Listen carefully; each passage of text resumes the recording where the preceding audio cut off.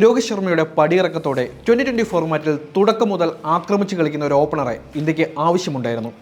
രോഹിത് ശർമ്മയുടെ പകരക്കാരനായി ആര് വരും എന്നതായിരുന്നു പിന്നിലത്തെ ചർച്ചകൾ. യശസ്വി ജയ്സ്വാളിനെയാണ് ആ സ്ഥാനത്തേക്ക് എല്ലാവരും പ്രതീക്ഷിച്ചിരുന്നത്.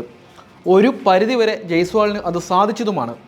എന്നാൽ അഭിഷേക് ശർമ്മയുടെ വരവോടെ ജയ്സ്വാൾ പിൻ സീറ്റിലേക്ക് തഴയപ്പെടുകയായിരുന്നു. ടെസ്റ്റ് ഏകദിന ഫോർമാറ്റുകളിൽ ജയ്സ്വാൾ സ്ഥിരം ഓപ്പണറാകുമ്പോൾ 2020-ൽ അഭിഷേക് ശർമ്മയെ പരീക്ഷിക്കാനാണ് ഇന്ത്യയുടെ തീരുമാനമെന്ന് പറയുന്നത്.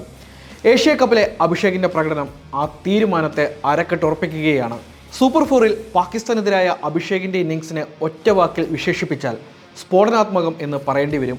അല്ല, സ്ഫോടനാത്മകം തന്നെയായിരുന്നു ആ ഒരു പ്രകടനം.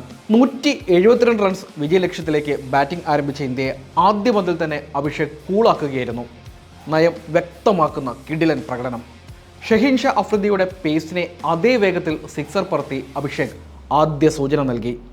ആദ്യ പന്തിലെ സിക്സറിന് ശേഷവും അഭിഷേക് ആക്രമണം തുടർന്നു.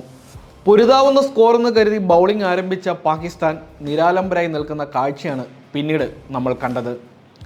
ബോൾ നോക്കുക, അടിക്കുക എന്നതിനപ്പുറം വേറൊരു ടാക്ടിക്സും അഭിഷേകിനില്ല. അതുതന്നെയാണ് ഇന്ത്യൻ ടീം അഭിഷേകിൽ നിന്ന് ആഗ്രഹിക്കുന്നത്.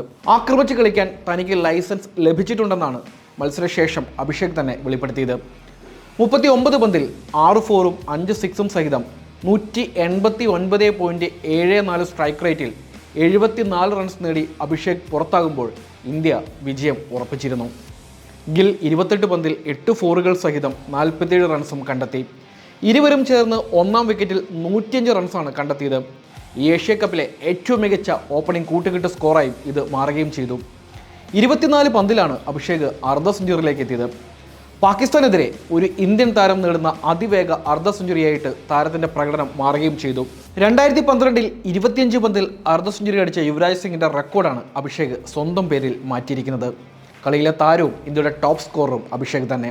തുടർച്ചയായിട്ടുള്ള പാകിസ്ഥാൻ്റെ പ്രകോപനത്തിലും യാതൊരു കൂസലുമില്ലാതെ ബാറ്റ് ചെയ്യുന്ന അഭിഷേകിൻ്റെ ആ ഒരു പ്രകടനം കാണേണ്ട കാഴ്ച തന്നെയായിരുന്നു. പാകിസ്ഥാൻ താരങ്ങളുടെ സ്ലെഡ്ജിങ് കൂടിയാണ് തന്നെ ഇതുപോലെ കളിക്കുവാൻ നിർബന്ധിതനാക്കിയതെന്നും അഭിഷേക് മത്സരശേഷം വെളിപ്പെടുത്തുകയും ചെയ്തു. ഒരു കാരണവുമില്ലാതെയാണ് അവർ തങ്ങളെ പ്രകോപിപ്പിച്ചത്. അവരുടെ പെരുമാറ്റം എനിക്ക് ഒട്ടും ഇഷ്ടപ്പെട്ടില്ല.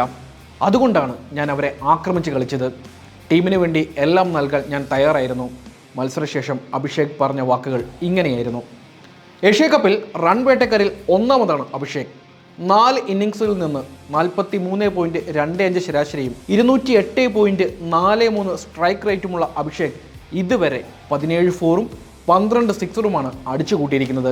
ആദ്യ 10-ൽ നിൽക്കുന്ന ഒരാൾക്ക് പോലും 171 മുകളിൽ സ്ട്രൈക്ക് റേറ്റ് ഇല്ല എന്നതുകൂടി പരിഗണിക്കുമ്പോൾ സ്ലോ പിച്ചിൽ അഭിഷേക് നടന്ന വെടിക്കെട്ട് ബാറ്റിങ്ങിനെ അവിശ്വസനീയം എന്ന് മാത്രമേ നമുക്ക് പറയുവാൻ സാധിക്കുകയുള്ളൂ. എന്തായാലും അടുത്ത കുറേ നാളുകളിലേക്ക് ഇന്ത്യയുടെ 2020 ഓപ്പണർ സ്ഥാനം അഭിഷേകിൻ്റെ കൈകളിൽ ഭദ്രമെന്ന് നമുക്ക് ഉറപ്പിക്കാം.